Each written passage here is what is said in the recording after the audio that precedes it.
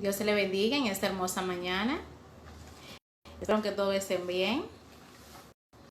Gracias por este hermoso día que el Padre nos ha regalado. Vamos a darle gracias al Señor. Vamos a continuar hablando de la cruz. Y vamos a orar para dar inicio a la palabra en esta hora. Padre, te damos gracias. Gracias por tu amor. Gracias porque hoy tú permitiste, Señor, que cada uno de nosotros pudiéramos abrir nuestros ojos, pero también que pudiéramos abrir nuestros labios para adorar, para bendecir y para exaltar tu nombre. Te presento la palabra que vamos a hablar en este momento. Te pido, Señor, que esta palabra sea de edificación para nuestras vidas y que como cuerpo de Cristo podamos expresar el Cristo de gloria que hay dentro de cada uno de nosotros. Yo te doy gracias, papá, en el nombre de Jesús. Amén. Amén. Ustedes saben que estamos hablando de la cruz durante este mes de octubre y sabemos que la cruz habla de amor. La cruz expresa el amor de Dios por el hombre. La cruz de Cristo tiene cicatriz, todo tiene la sangre derramada que Jesús derramó en ella por cada uno de nosotros. Dice que Jesús fue el primero que nos exhortó y nos habló de la cruz. Él dijo: toma tu cruz cada día y sígueme. Pablo también predicó el evangelio de la cruz. O sea, hemos venido por amor, porque Él se entregó o dio su vida por cada uno de nosotros, para que tú y yo podamos disfrutar de una vida eterna y podamos disfrutar de estar junto al Padre. Sabemos que no hay victoria sin batalla y no hay libertad sin crucifixión, pero tampoco hay amor si no ha sido demostrado a través de la cruz. Sabemos que muchos están cerca de la cruz, pero muy lejos de Cristo. Podemos ver que muchos tienen la cruz colgada en el cuello, otros la usan de arete, otros la tienen colgada en sus grandes templos y muchos la tienen en su casa. Pero no importa de qué sea, si de madera, si de oro, si de plata, eso no tiene que ver, sino lo que realmente sucedió en esa cruz por ti y por mí. Y yo quiero hablarte un poquito en esta mañana del significado de la cruz. Y la cruz es maldición. Según la palabra en Gálatas 3:13, dice: Cristo nos redimió de la maldición de la ley, habiéndose hecho maldición por nosotros, porque escrito está: maldito todo el que cuelga en un madero. Esto está en Deuteronomio 21:23, que dice: porque cualquiera que es colgado de un árbol está bajo la maldición de Dios. El significado de la cruz es maldición. Muchas personas lo toman como un significado cristiano. Y la cruz o la figura de la T, si vamos a estudiar un poquito, se usaba como un símbolo de adoración.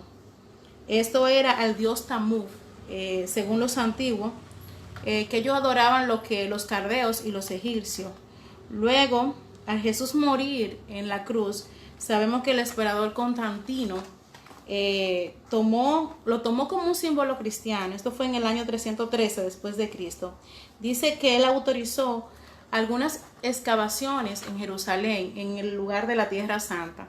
Y aquí, en el siglo V, dice que surgió una leyenda donde Helena de Constantinopla, que era la madre de Constantino, encontró la cruz de Jesús y la cruz de los dos ladrones que habían sido crucificados con él. Dice que tomaron esta cruz y supuestamente la cruz fue tocada por una mujer que estaba enferma y ella fue sanada milagrosamente. De ahí se decía que esa era una pieza de la cruz donde nuestro Señor Jesús murió. Luego de ahí dice que la dividió en varias partes, una parte la colocaron en la iglesia y supuestamente hasta ahora, según la historia, hay una parte de esa cruz donde la entraron como en una cruz, en una misma cruz, la dividieron y la revistieron de oro. Y esa cruz supuestamente la utilizan como un símbolo de adoración. Sabemos que luego de la decisión de Constantino de la cruz, esto se convirtió en un símbolo cristiano. O sería mejor decir, un símbolo de adoración. Sabemos, y lo bueno es que durante la Reforma, que precisamente se celebra ahora en octubre, el 31 de octubre, la iglesia protestante rechazó lo que era el culto de adoración a la cruz y que ella se había convertido en una veneración antibíblica y en un símbolo de lo que era idolatría. Las personas comenzaban a adorar la cruz en vez de entender y adorar al Creador. Sabemos que la palabra habla que el hombre ha adorado siempre las cosas creadas en vez de adorar al Creador. Sabemos también que los satánicos y los ocultistas utilizan la cruz como un símbolo de espiritualismo.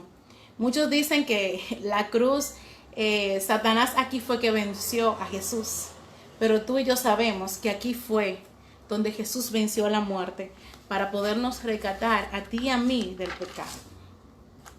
Quiero que sepa con todo este relato que no se trata de la cruz, sino de la obra que Jesús hizo en la cruz por ti y por mí. En esta mañana yo quiero hablar del plan perfecto del Padre. Quería hacerte la introducción para que entendieras qué es lo que nosotros estamos hablando de que es la cruz. Es lo que Jesús hizo en ese lugar. No el símbolo de lo que significa, sino de la esencia de lo que Jesús hizo a través de la cruz.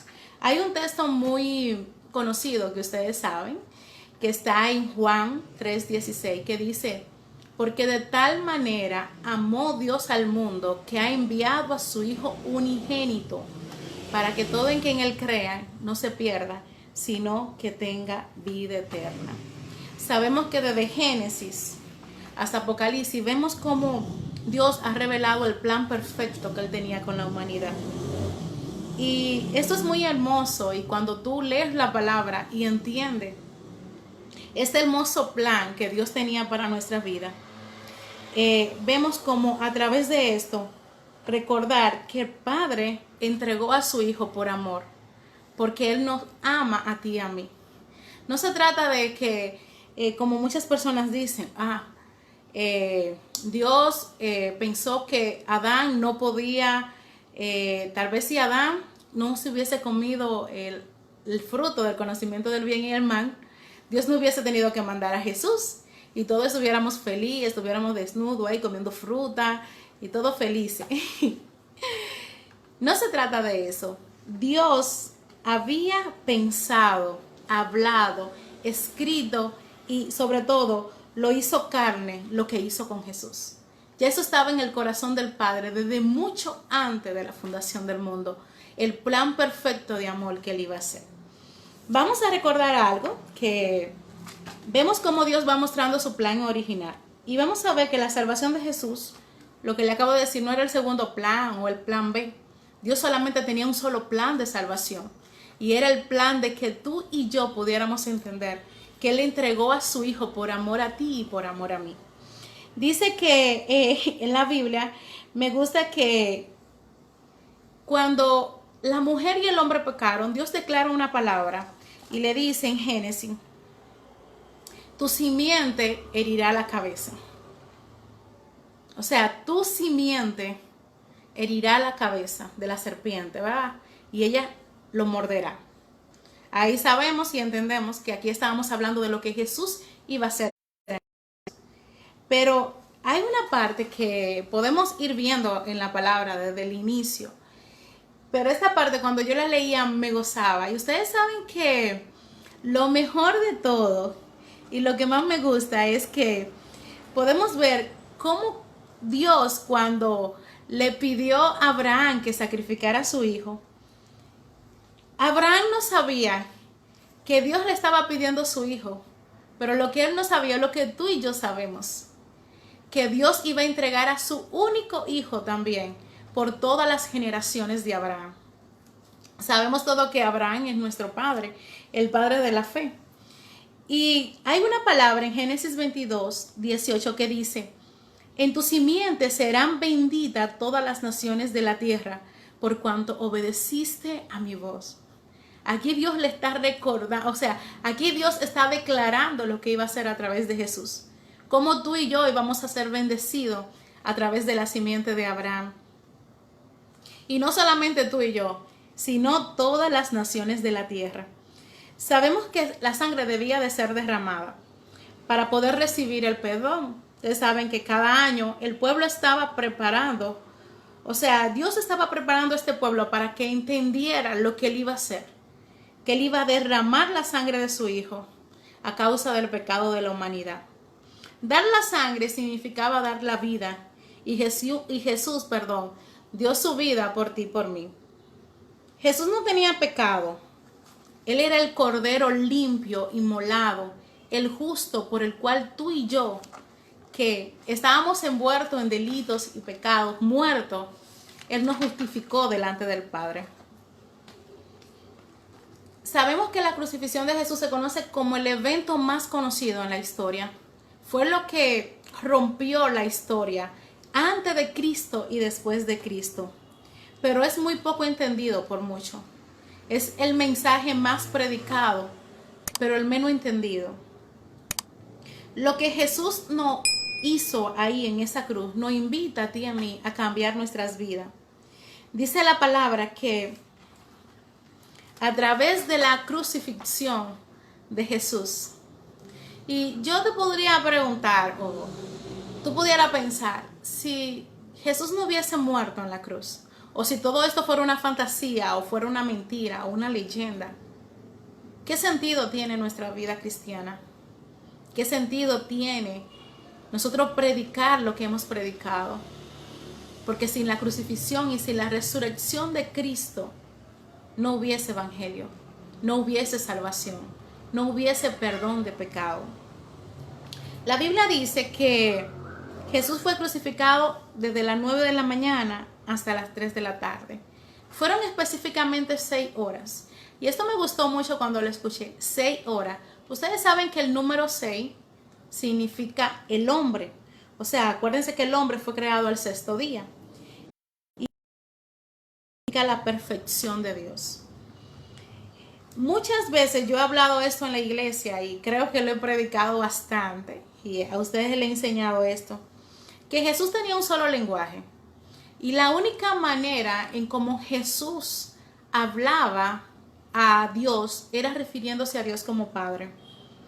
Sabemos que una de las razones para el pueblo judío o para esa persona en ese tiempo por la cual Jesús fue crucificado fue porque se hacía llamar Hijo de Dios y porque él llamaba a Dios Padre. Pero vamos a ver algo que sucedió aquí. Yo voy a leer Marcos 15:34, dice: y a la hora novena Jesús clamó a gran voz diciendo: Eloi, Eloi, lama sabactani, que traducido es: Dios mío, ¿por qué me has desamparado?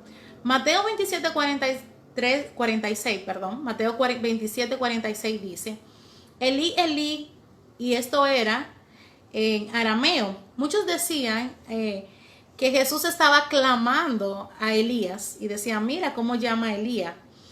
Pero el único momento en que Jesús llamó a su Padre Dios era aquí, en este momento, en el momento en el que él estaba siendo juzgado. Hay un video que me gusta mucho, lo voy a poner en la célula más adelante, así que no deje de entrar a la célula, muy bueno. El video es de un pastor que me gusta mucho, se llama Josar, y él dice que tuvo una visión, y en la visión él vio cómo en el momento en el que Jesús, sabemos que Jesús cargó con todo el pecado de la humanidad, con toda la maldición, con toda la enfermedad. Y él dice que pudo ver como en medio de la oscuridad entraba el pecado, entraba las maldiciones y entraba la enfermedad al cuerpo de Cristo. Y todo se oscurecía. Eso es un video, él dijo que él trató de mostrar un poquito de esa experiencia que tuvo.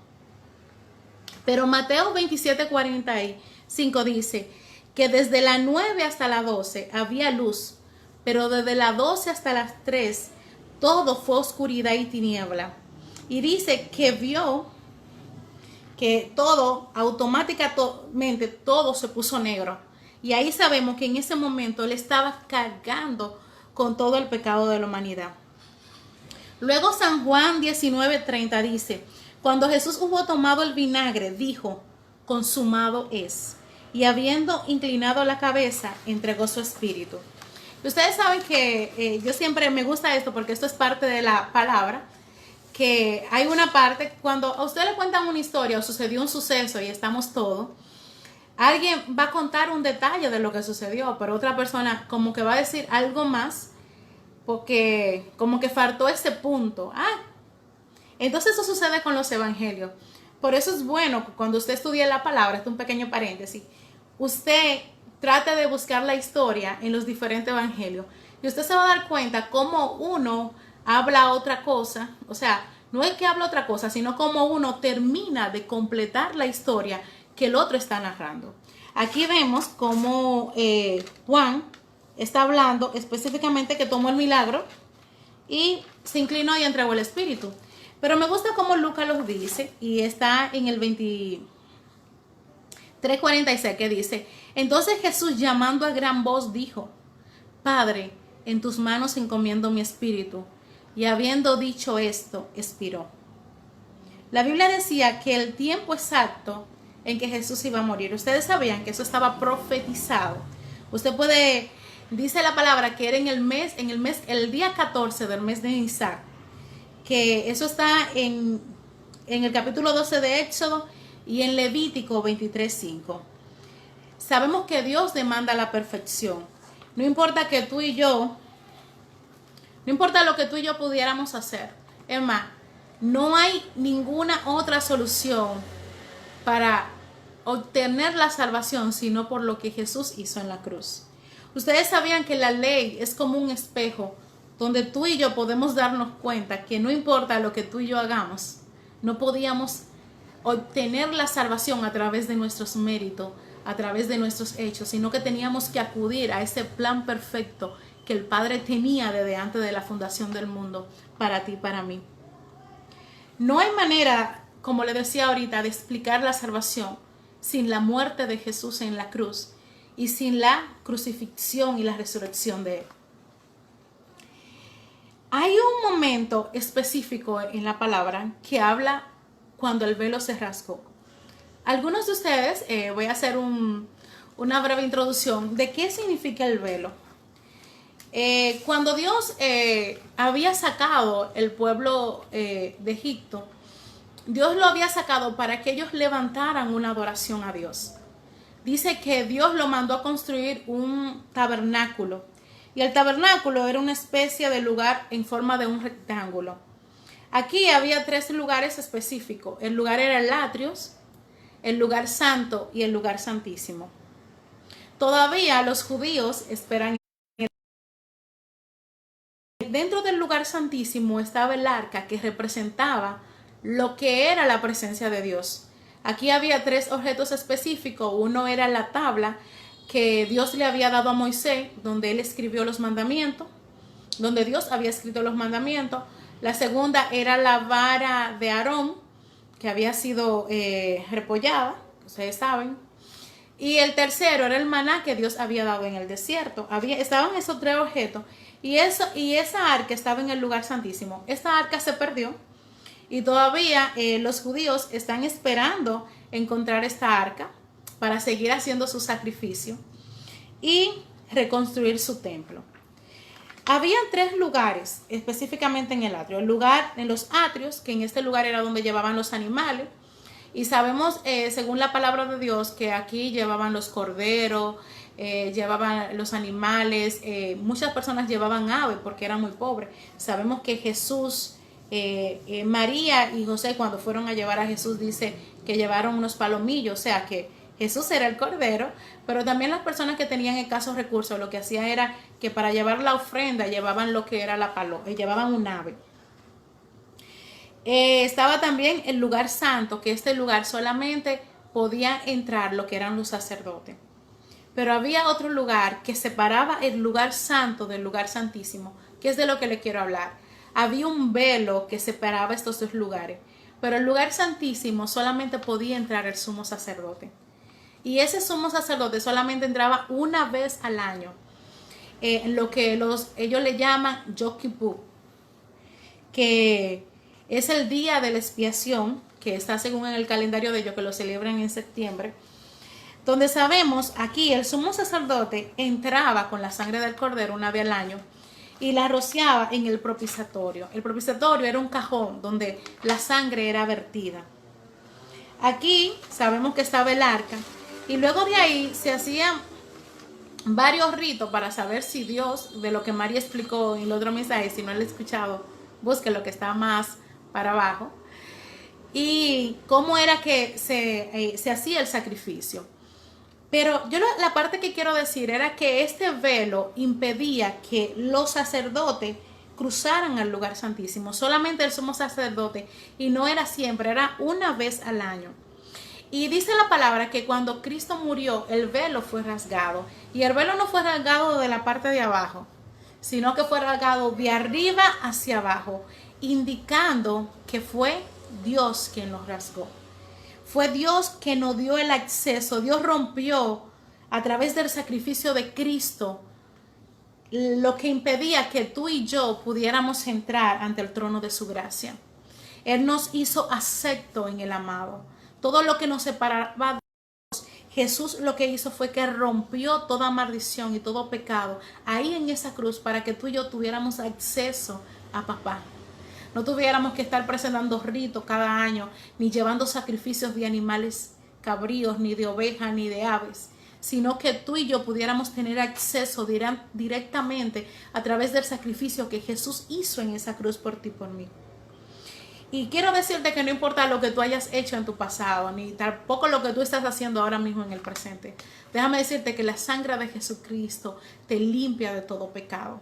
La palabra dice en 1 de Juan 1:9, si confesamos nuestros pecados, Él es fiel y justo para perdonarte. Y no tan solamente perdonarte, sino limpiarte de toda maldad. El Padre tiene el acceso abierto, sobre todo algo que nosotros usamos mucho.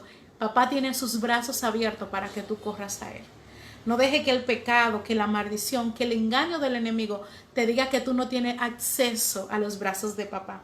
Los brazos de papá están abiertos a causa de que Jesús pagó con toda su sangre por ti y por mí en esa cruz donde Él se hizo maldición. Hay algo que me gusta, y es que sabemos que Jesús abrió la puerta. Jesús es el mediador entre Dios y los hombres. ¿Sabían? Jesús es el puente, Él es el camino, Él es la verdad, Él es la vida. Él nos dio vida aun cuando tú y yo estábamos muertos en pecado. Y cuando Él abrió ese acceso donde tú y yo podemos tener una comunión con papá, podemos entender lo que realmente sucedió en esa cruz. Que fue por amor. Que fue porque Él te ama y porque Él me ama. Cada año había que hacer esto. Pero ahora de una vez para siempre.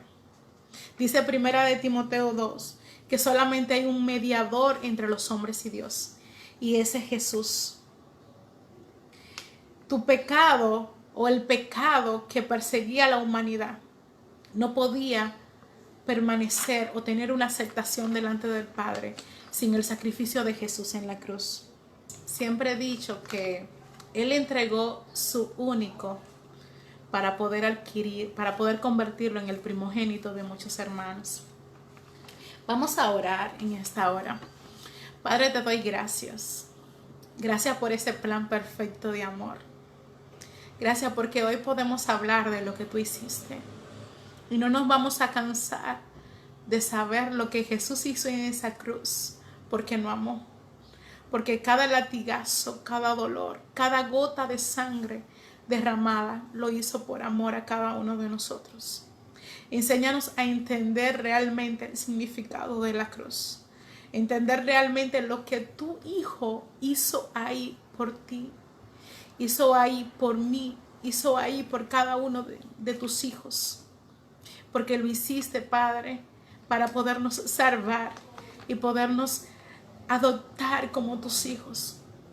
Yo te presento a la iglesia, amor, favor y gracia. Que cada uno de nosotros podamos proclamar, hablar y vivir este mensaje.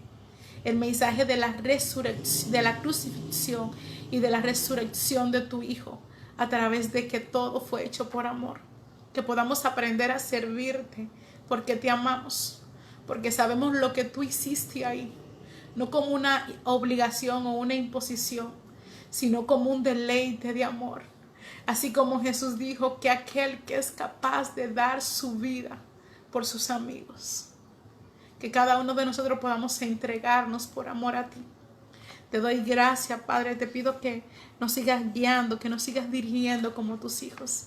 Y que cada día podamos aceptar ese hermoso amor que tú tienes para cada uno de nosotros. Que tú nos justificaste para podernos hacer acepto en el amado. Gracias, papá. Gracias por cada dolor, por cada gota de sangre que tu Hijo derramó por nosotros. Gracias porque Él se despojó de sí mismo para venir a morir por cada uno de nosotros.